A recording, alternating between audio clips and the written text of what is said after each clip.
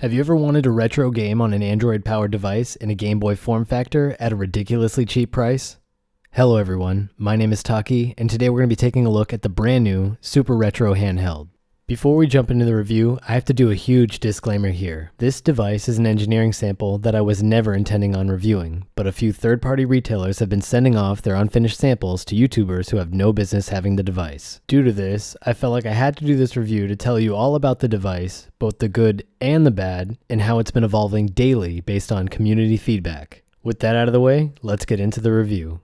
This device has a 1.3 GHz processor, 512 MB of RAM, and 32 GB of storage. Powering this device is a 4000 mAh battery and a 3.45-inch screen. This IPS is fairly bright at its maximum setting, with pretty good viewing angles in all directions. Colors on this panel are vivid, with good sharpness throughout all of my tests. It's a little hard to see in the studio lights, but the screen is decent, although it is subject to change for reasons that I will describe later in this video. The width of this device is pretty standard, coming in at just a tad bit thicker than the original LDK unit. On the top of the device, we have our micro USB, TF slot, headphone jack, and HDMI port. On the other side of the device, we have our volume rocker. The speaker on this device is better than I would expect from a device at this price point, as it definitely outperforms several more expensive devices that released this year. The casing on this unit is not final at all, but I have to point out that the cases on all of my units have a slight bend to them that you can see in these profile shots on screen now. This is something that I never noticed until I was filming for this review, so it shouldn't affect your play at all.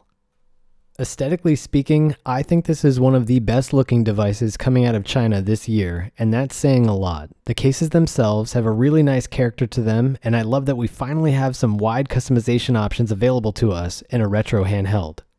When I first posted about this device earlier last week, a lot of people had a lot of things to say about the control scheme on this device, and if you're someone that doesn't have a big background in arcade gaming, then you may have missed the intended audience for this device. The highlight of this unit is without a doubt the joystick. This thing is way better than the other retro handhelds that I've covered so far, to the point where I wouldn't even want to use a proper D-pad if we had one. That being said, I can't ignore the fact that the buttons on this device are very loud. Much more so than anything I've tested on this channel. I don't know if this particular aspect of the device can be fixed, but I am hopeful. Speaking of the D-pad, I can tell you that your concerns have been heard, and I've been having a few conversations this week with the developer of this unit to try and find a suitable D-pad replacement to ease the concerns of the people that don't want a circle D-pad. Moving on to some specifics about the case, I will say that the finish on this is pretty smooth and comfortable to hold in the hand. The cases themselves have some unique differences that I'm hoping will be ironed out in the final release for this device. The blue unit in particular has some real issues with light leaks from the green power LED on the back, which is pretty difficult to catch on camera, but you will see this in person and it is very distracting. The unit is currently powered by Android 6, but the developer is going to release Android 8 for this unit. The software used on this unit is the proprietary Pandora Games package, which does a good job of doing several complicated things to make retro gaming a little easier.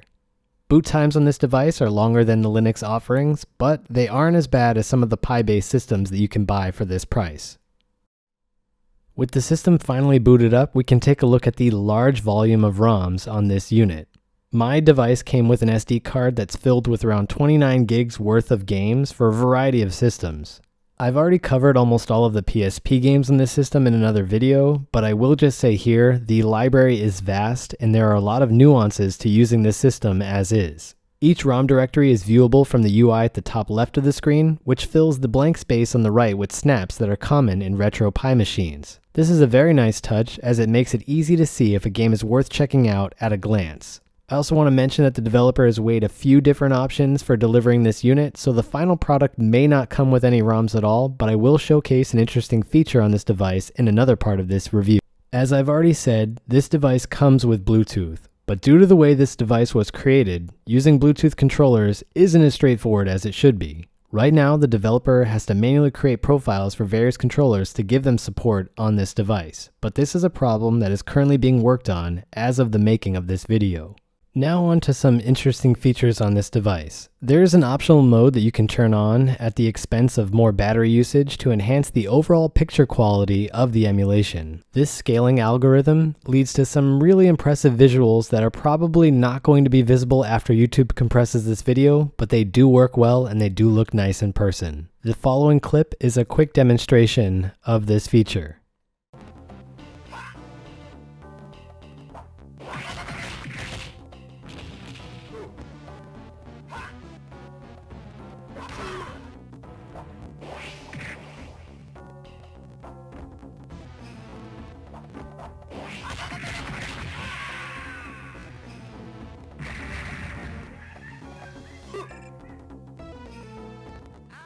One of the most controversial features of this device is going to be its included app store worth of thousands of ROMs that you can download directly onto the device.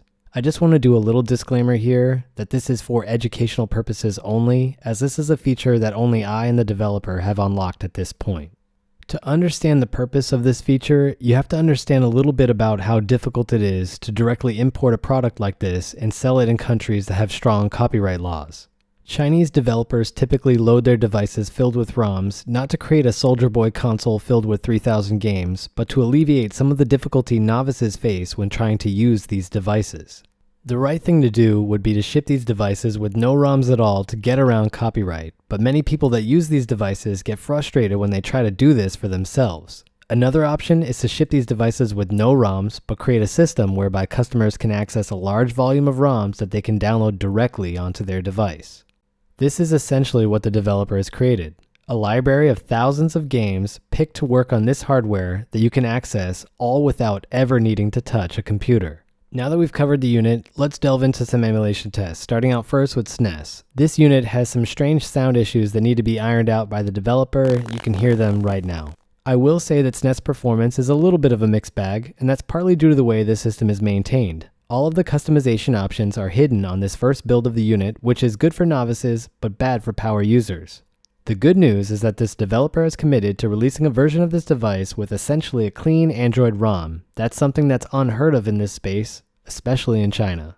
I tested all of the included GBA games in this image, and they all run pretty well. The system doesn't include many games by default, and I have to say that the process of adding more ROMs on this device is pretty complicated and involves a few steps and key guidelines that you need to follow. The way it works for some systems is that you essentially drag a ROM into a given folder and reboot the system. On reboot, the device will scan the SD card for changes and use the ROM data to build an entry for the game in the system UI. This is the way that Dreamcast and N64 operate, but some of the retro consoles follow a different method. This is one area that I've already told the developer they need to fix before this device is fully released.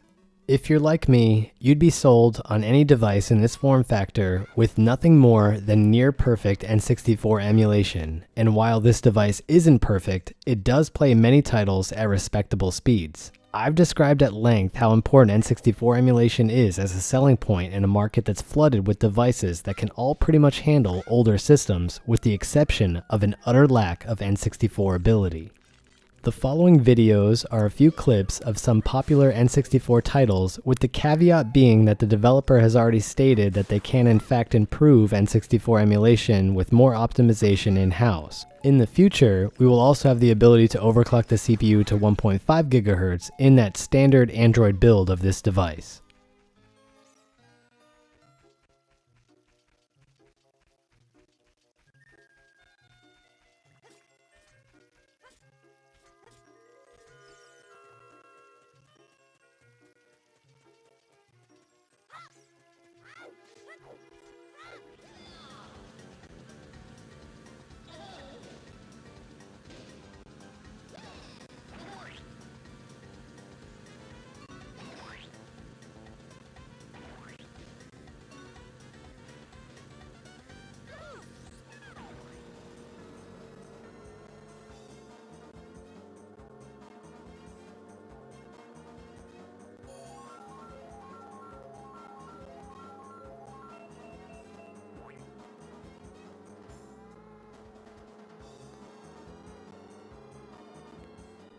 Dreamcast is something that hasn't even been on my radar in a long time, but there are many titles that I would really love to play.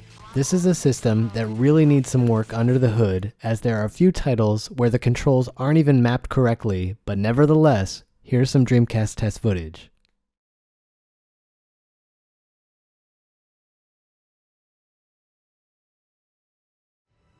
Good PS1 performance is pretty much a standard right now in all of the retro handhelds that have been released since this summer. PS1 is another one of those systems on this device that suck to get ROMs working correctly. I only managed to get a single extra ROM on this device through a roundabout method of putting it online and then downloading it through that manager I showed you, so you should look to see this improve in future firmware updates to this system. The following is some PS1 emulation test footage.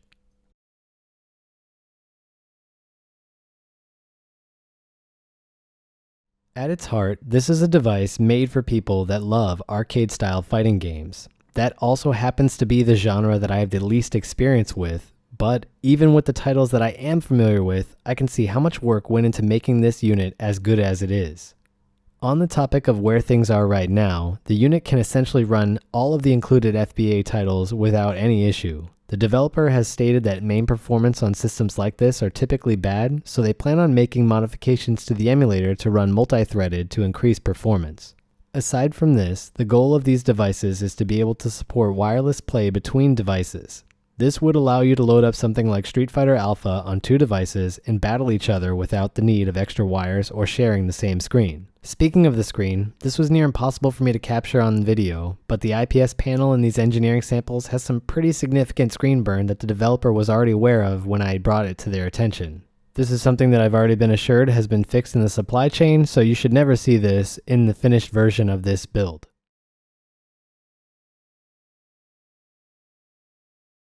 Anyway, take everything with a grain of salt. This is only an engineering sample that has already been made obsolete by a newer version of this device on the way to me right now. I hope you're as excited as I am for this device and what this company will make in the future, because I can assure you, you will be impressed. My name is Taki, and I've been your host on this review. If you like what you saw here and you want to support my work, consider dropping a like below and subscribe to the channel to stay up to date on retro gaming tech. Now go out and enjoy the rest of your day. Taki out.